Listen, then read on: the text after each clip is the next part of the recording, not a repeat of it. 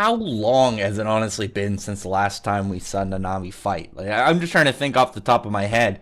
And what was it? Way back during the that battle against Mahito. It's been a considerable amount of time, and we got, well, I wouldn't say a fight of anything for him in the flashback, but we got to see him, I guess. But he went up against finding a member of of his whole group of the Jujutsu High College. They unfortunately are not in a good status right now because he finds one of his friends dead, and then remembers back to that one guy. I can't remember his name, but he was the very energetic partner of Nanami at the time of when during the whole flashback arc, and then we saw near the end when Geto was starting to finally like fully slip away.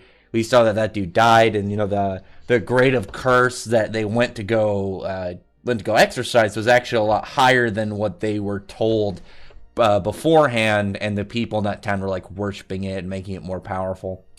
So it really is in a sad kind of like admiration of his whole, like, the first thing he says is like, I never have and never will be frustrated by my own uselessness. And then we see him just thinking back at two parts of, well, one that was in his past and one that just happened, of people dying that he blames himself for.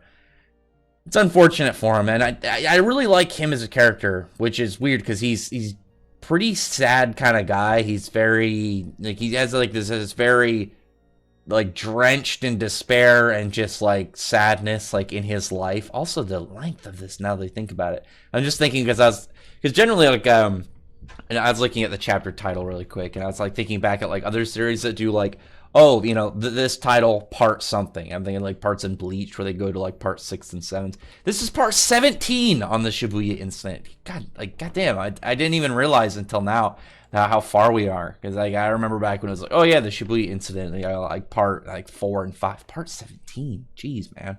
Anyway, and then we have like all of these mutated humans and curses all rolling around, just doing their thing.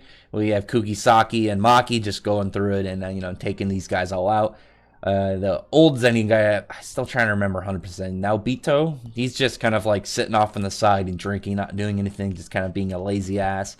Meanwhile, the two girls end up splitting up, and then Kugisaki and what was that girl, Nida, however her name is pronounced, they meet up against that one dude within the curse users group, that guy who's got the short sword with the hand for a handle. And now we see exactly like makes him apparently strong, because he was like weird when we thought back of like when we first got displayed like him. You had him, and then the one guy that put up all the barriers, and like Hanami going and invading the Kyoto versus Tokyo match.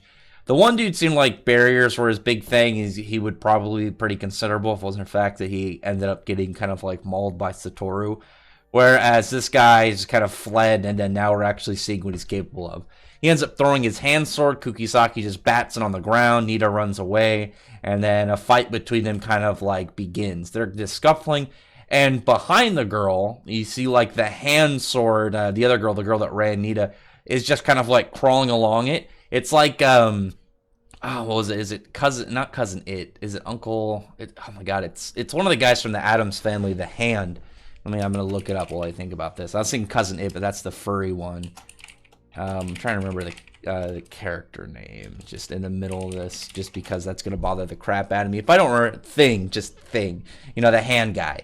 That one, yeah, it just reminds me of that, how it's kind of just trailing along him. So you have kind of like this character who's like this martial arts style person, but he also has this weird kind of conscious blade hand kind of character that just makes him have a really weird fighting style. He's got a familiar sort of. Very weird. I think just the strangeness of it would really throw you off if you never saw it before. And there's like a lot of powers like, you generally run into that's just, oh yeah, this guy's got a really weird power. This is one that's set up into not so you don't know that it's weird, so you think he's just, throwing his sword and is probably setting something up. Not that the hand itself is like going to start moving around and slashing and grabbing and punching.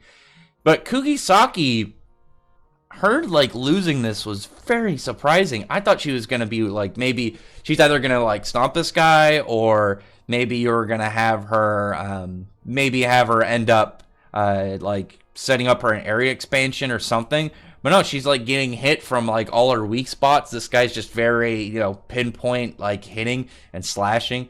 And then as far as we know, Kugisaki has been defeated because right after a scene where it looks like he goes to slash her, you see him look over and Nanami's there. So it's either that it kind of like pans over into like, oh, does he do the move? And then shortly after, I think the more likely one is he was going to slash her, and then here comes Nanami in. I think that's actually more of a likely scenario than like, because if she lost, it'd be one thing if she like lost and then the fight ended.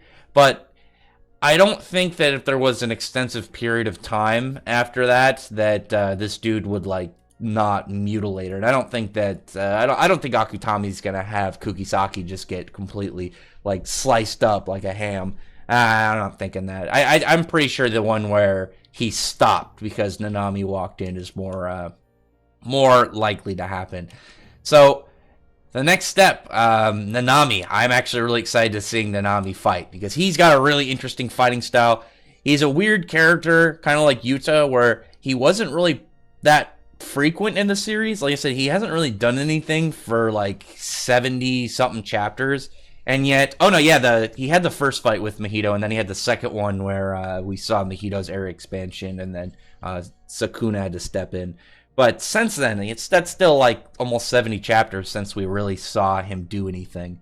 So it's going to be really badass just to see him step out, and especially somebody more to, going to be a lot more to his level that we can see him just maul within this fight. His like really cool like pinpoint thing, and really thinking about it, because like his power, the way he fights, he goes for like the weak spots of things, right? And then you have this other guy who goes for like pinpoint openings. So kind of their powers are going to be clashing really heavily, of like one guy having a similar nature to the other.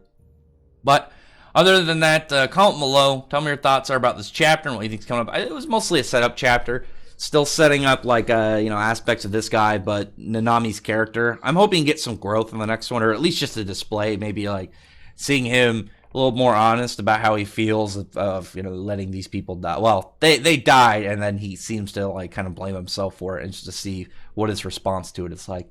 But other than that, comment below, thumbs up the video, prefer the like button, subscribe. But next chapter is chapter 100, by the way. It's gonna be really hype. I'm wondering if we're gonna get a color spread or anything, even just a large spread. And it's also really interesting that the author is going to use chapter 100 for Nanami. So maybe Nanami is like his favorite character. Maybe that's who he's going to use for, this monumental chapter number. Chapter 100, probably, I would say chapter 100 is probably like the biggest milestone one. Obviously, in terms of like how cool it would be, because you can get to 1,000, but something about breaking that 100 mark is just, an extra special thing. But anyway, I said on that, comment below, thumbs up the video, prefer the like button, subscribe button, and check out my other videos. Been that appreciated everyone who's already subscribed, and I thank you all for listening. Bye.